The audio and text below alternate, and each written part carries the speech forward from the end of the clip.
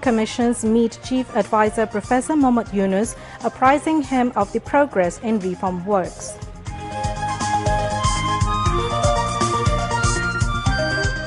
BDR carnage will be re-investigated. There will be no concessions over security along the border, says Home Advisor.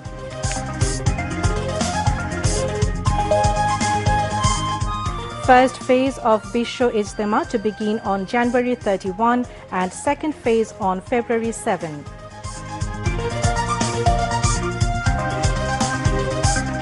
Remittance inflows sees over 21% growth, with Bangladesh receiving $240 crore in October 2024. US gears up for presidential election tomorrow, with the world eagerly waiting to see who is going to occupy the White House. And Australia beat Pakistan by 2 wickets in first ODI of 3-match series in Melbourne. Assalamu alaikum, welcoming you to News at 10 on BTV. I am Roya Zabin.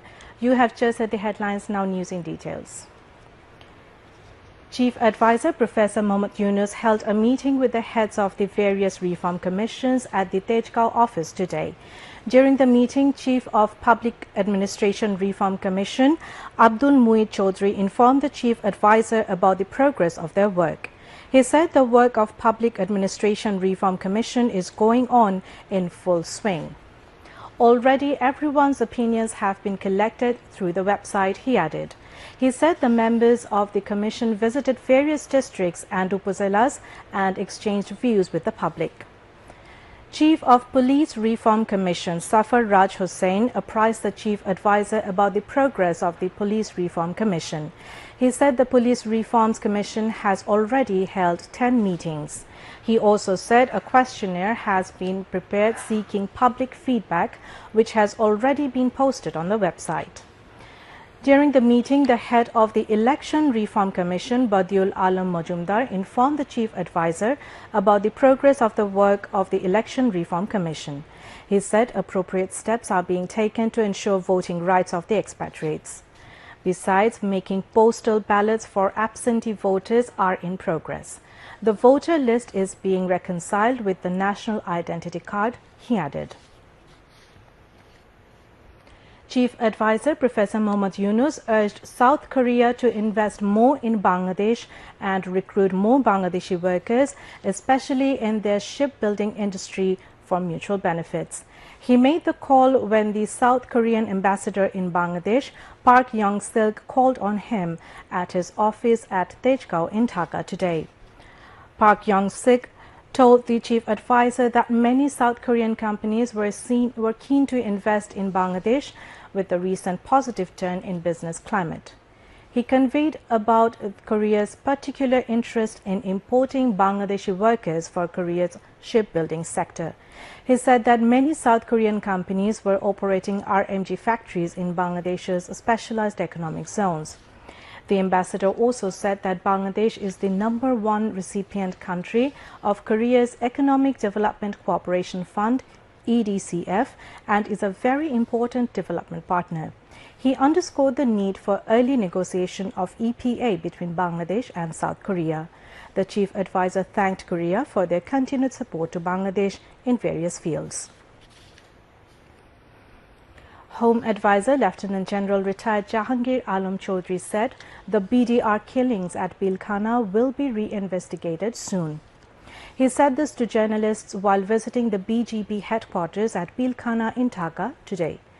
Director General of BGP Major General Mohammad Ashrafuzzaman Siddiqui was present on the occasion. The Home Advisor said there will be no concessions regarding security along the borders. He stressed the need for special surveillance on borders to check smuggling.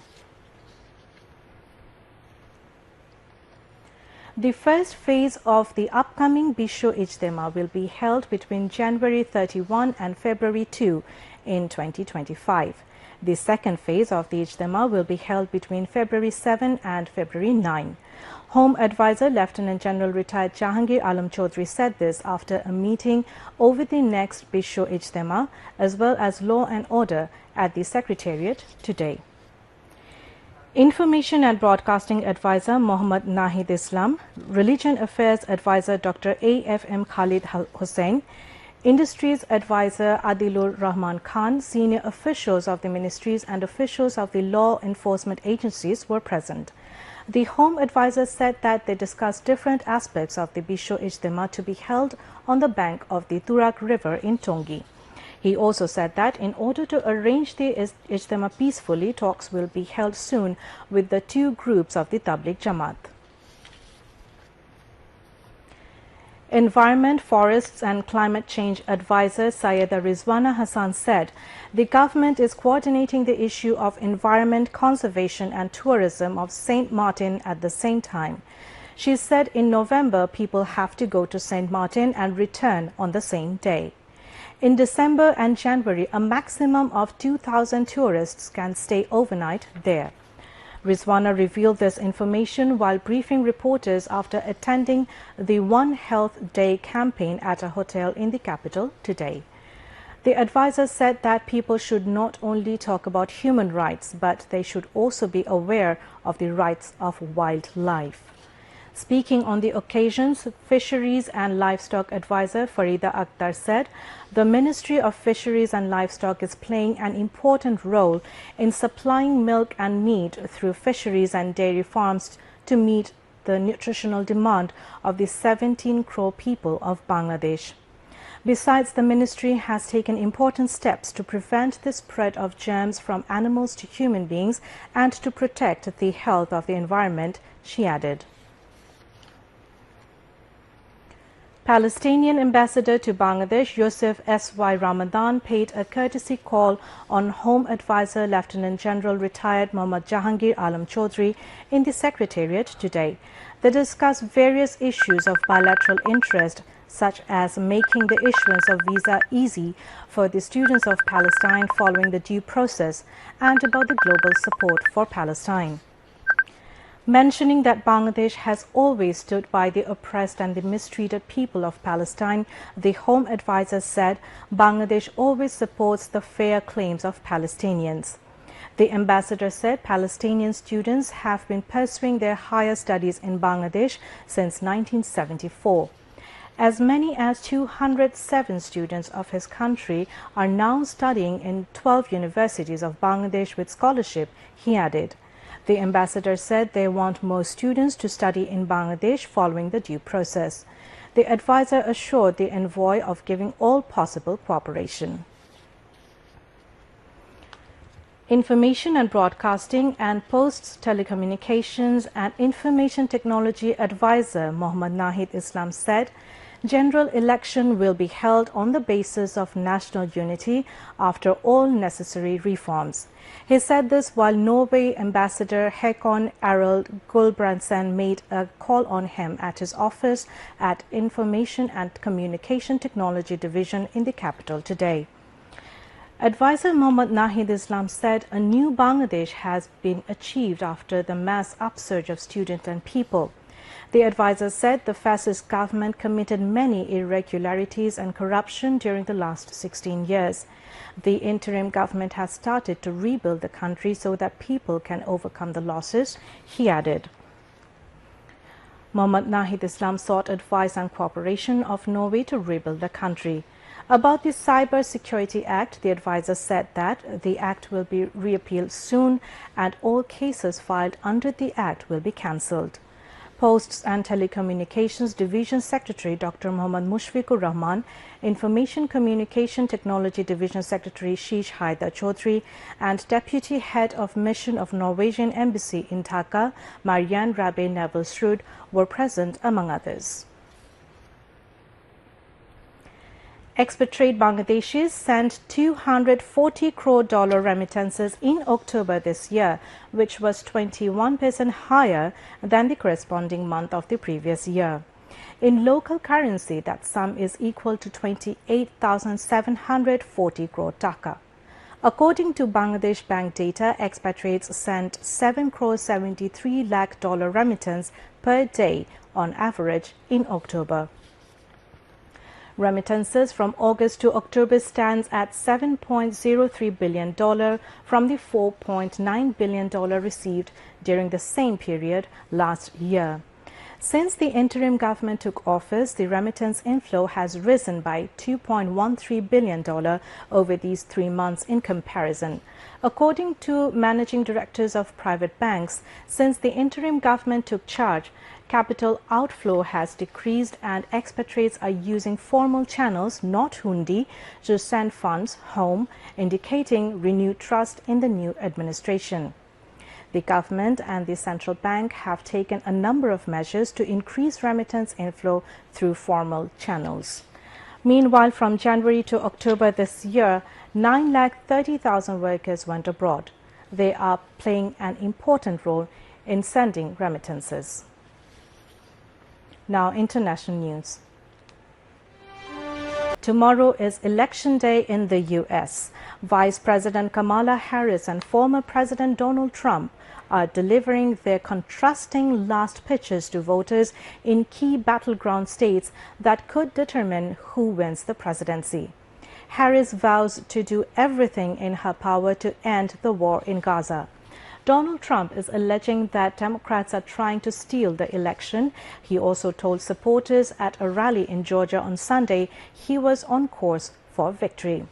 Kamala Harris has often been harshly critical of Trump, but has now stopped mentioning his name as she says she wants to end her campaign on an upbeat note. Both candidates painting a dark picture of what could happen to America if their opponent wins. Ex-President Donald Trump is darkening what is already the most dystopian closing argument in modern American history and flinging new and baseless claims that Democrats are cheating. Vice President Kamala Harris, while warning about the perils of a Trump second term, is claiming momentum and invoking optimism and aspiration as she lays claim to a new generation of leadership in America. Republican Donald Trump and Democrat Kamala Harris are offering U.S. voters a vastly different future for the next 4 years. Harris, a strong advocate for all reproductive rights, is promising to restore the federal right to abortion and veto any legislation that would enact a national ban. On the domestic front, Trump is expected to emphasize tax cuts for the wealthy. A Harris presidency would likely seek to help the middle class as part of her plans for an opportunity economy. At least 33 people were killed during Israeli bombardment of the Gaza Strip, Palestinian medics said, with nearly half of the deaths in northern areas where the army has waged a month-long siege. The Palestinian civil defense say that more than 1 lakh people in northern Gaza are without food, water and medicine. Hussam Abu Safia, the director of Kamal Adwan Hospital, said Israeli forces bombed the children's floor, the nursery department and water tanks in the health facility. Israeli Prime Minister Benjamin Netanyahu, speaking from Israel's border with Lebanon, said Hezbollah must be pushed back beyond the Litani River with or without a ceasefire deal in place. Hezbollah said it launched a barrage of missiles at an Israeli military base in the northern coastal city of Haifa. Health officials at the Kamal Adwan Hospital in Beit Lahia in besieged northern Gaza said the facility came under Israeli tank fire and 1 child who has been hospitalized has been critically wounded. Observers say while evacuating the wounded is important, it's more important to dispatch specialized medical teams to North Gaza hospitals that have become overwhelmed by the number of casualties during Israel's month-long ground insertion. The Justin Trudeau-led Canadian government's latest action suggests it has started treating India as an enemy country. India has been added to a list of enemy nations in terms of cybersecurity and has been labeled a cyber adversary.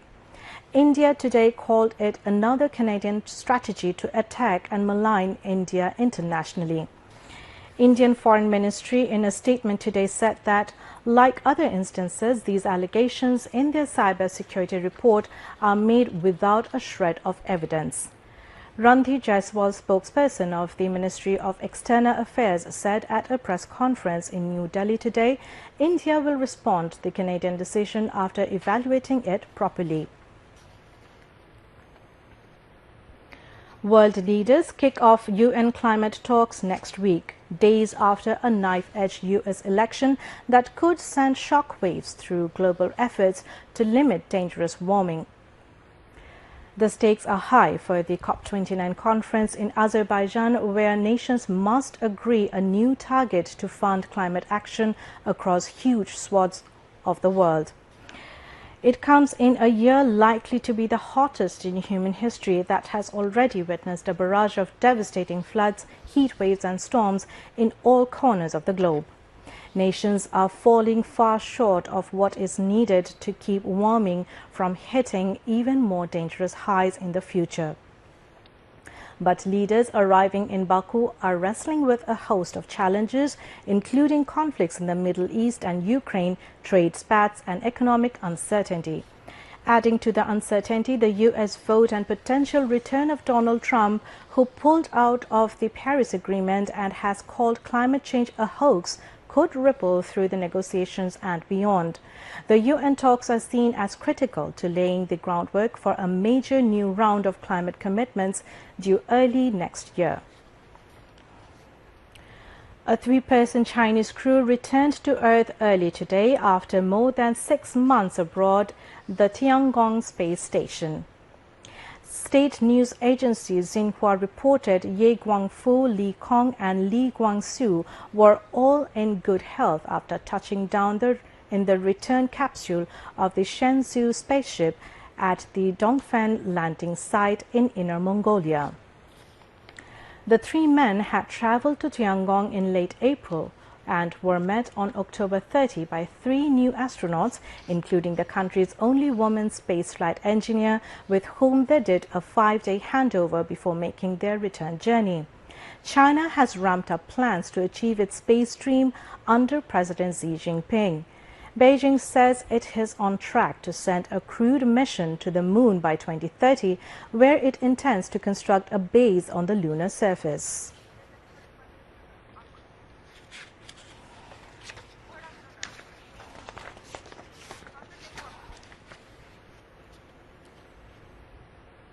Back to national news. 6 dengue patients died and 1,297 were admitted to different hospitals in the country during the last 24 hours. A press release issued by the Directorate General of Health Services today reported 320 deaths and the total number of cases at 65,768 this year from dengue diseases. Now some weather updates.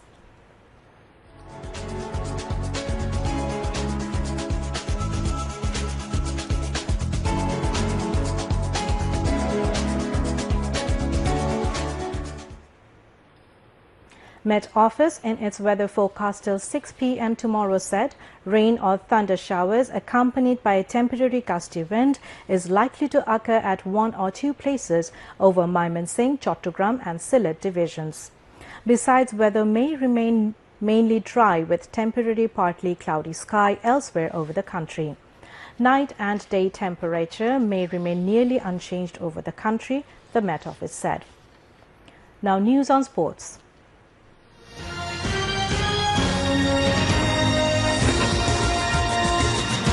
Chasing the victory target of 204 runs, Australia reached their destination in 33 overs, 3 balls, losing 8 wickets. Mitchell Starc was adjudged man of the match for taking 3 wickets for 33 runs. Before we end the bulletin, the headlines once again. Heads of reform commissions meet Chief Advisor Professor Mohammad Yunus, apprising him of the progress in reform works.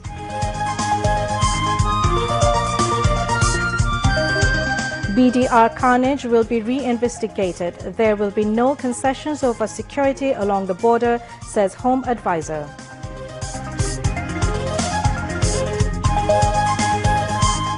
First phase of Bisho Ijtema to begin on January 31 and second phase on February 7.